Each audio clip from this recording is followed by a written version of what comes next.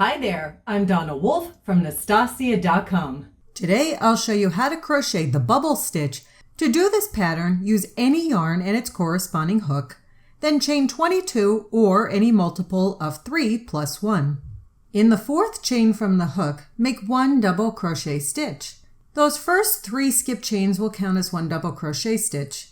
We'll then skip 2 chains, and in the next chain, make 3 double crochet stitches all in the same chain, and our second double crochet stitch, and finally our third double crochet stitch. And then we skip 2 more chains, and in that third chain, make 3 double crochet stitches all in the same stitch. I finished my first double crochet stitch and I'm working on my second double crochet stitch.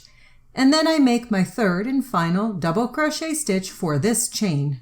So continue this pattern across of skipping 2 chains and making 3 double crochet stitches in the next chain until the very last set of double crochet stitches. In the last chain, we're not going to make the 3 double crochet stitches. Instead, we'll make just 2 double crochet stitches to match our beginning 2 double crochet stitches. For row 2, I'm going to change colors, but you don't have to, and then make a chain 1 and turn my work. This next part forms the bubble texture in the pattern. We'll start with a single crochet in the first stitch, and then we'll make a chain 3. Now, if you take a close look at the 2 loops of the single crochet stitch we just made, we're going to work our double crochet cluster stitches in just the front loop of the single crochet stitch. And double crochet clusters first start with a double crochet but don't finish it, then start a second double crochet stitch but don't finish it, then yarn over and take off all loops on your hook to complete the double crochet cluster stitch. Next, we need to find the center of the previous 3 double crochet stitch,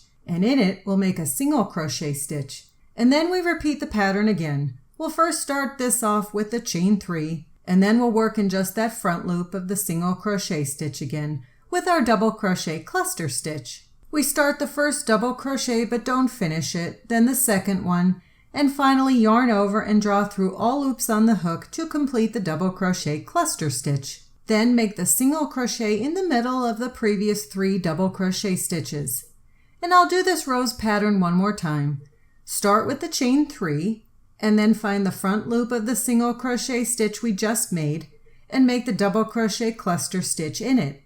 Then find the middle of the next set of 3 double crochet stitches, and make the single crochet stitch in that one. Continue with this pattern across the row.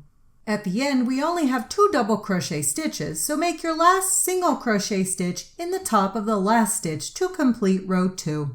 You can see how those cluster stitches along with the chain 3 create a little bubble effect in your work to give it some texture. For row 3, we'll start with the chain 3 and turn our work. The chain 3 counts as a double crochet stitch, and we'll make 1 more double crochet stitch for a total of 2 on this beginning side. Now we need to look at where our single crochet stitches are from the previous row. In this single crochet stitch, we'll make 3 double crochet stitches all in the same stitch. Now that little bubble from the previous row might be in your way a bit, so you can either bring the little bubble stitch forward or send it back while you work your 3 double crochet stitches all in that single crochet stitch. And then we'll repeat this pattern again. Either bring that little bubble stitch forward or backwards, and in the single crochet stitch, make the 3 double crochet stitches all in that same stitch. You'll continue with this pattern of 3 double crochet stitches in each single crochet stitch across the row until the last set. In the last single crochet, just make 2 double crochet stitches in it to match our beginning side. Going forward, we're just going to repeat rows 2 and 3 for the remainder of the pattern. You can change colors if you wish every 2 rows like I am, or you can leave it all one color. The texture will still show through nicely using a solid color yarn. Now, if you want to match your last row with row 1, you can follow a similar pattern by putting 2 double crochet stitches in each of the 2 corners, and then put 3 double crochet stitches in the middle of each 3 double crochet from row 3. And that's it. That's how I crochet the bubble stitch.